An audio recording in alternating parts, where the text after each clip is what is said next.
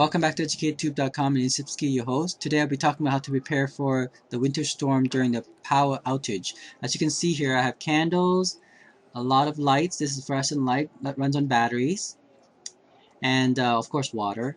You need also a lot of batteries, AA battery, depending on your light, and then matches for the candles, a lot of water supply, right, bottled water, and of course radio. You need radio, and it's running on this is my do-it-myself I guess you could say a battery. Okay, it also has a built-in light as well, LED light, but it can charge. So using USB, it can use to charge my radio.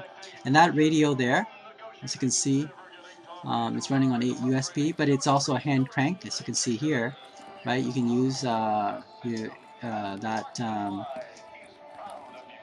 handle to rotate and then crank it up, and you can also supply itself with energy, like power.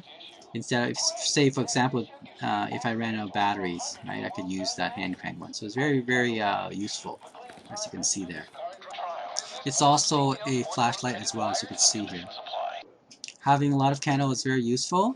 In addition, I built this 12-volt flashlight. It's running, you can plug it in and you can run a fluorescent or LED light using only between 2 to 5 watt. It will last for like at least 10 hours. So pretty cool. Okay. I also have this backup battery pack. This is a 400 watt power. It's continuous use. It would use about 300 watt.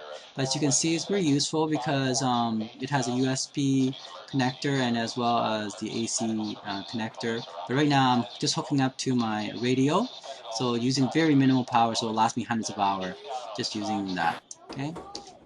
In addition, you will need a butane stove. As you can see here, I have a few butane canister I put into this single stove burner. It's using butane.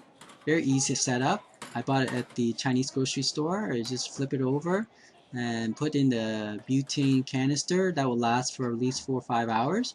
And that's how you heat up your food during emergency. Very neat and very useful. Very safe too. During emergency, you don't have no way to heat up your food. This is the fastest way to do that.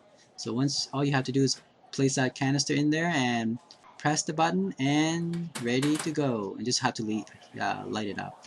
As you can see here, I have food set up.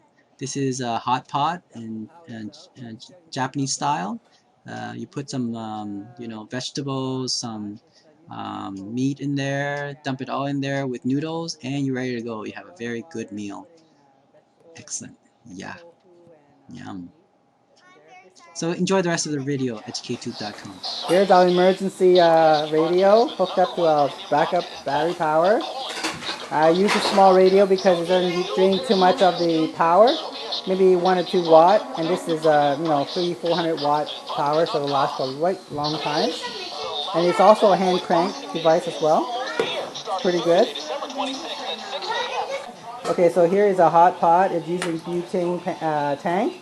Small one there. You can see here. I'll open it up for you to see. And we're boiling water and we're putting some vegetables and tofu and fish ball in there. We're going to eat our food. Even during the power outage, it's still good. That's my son's hand. Cool. EducateTube.com.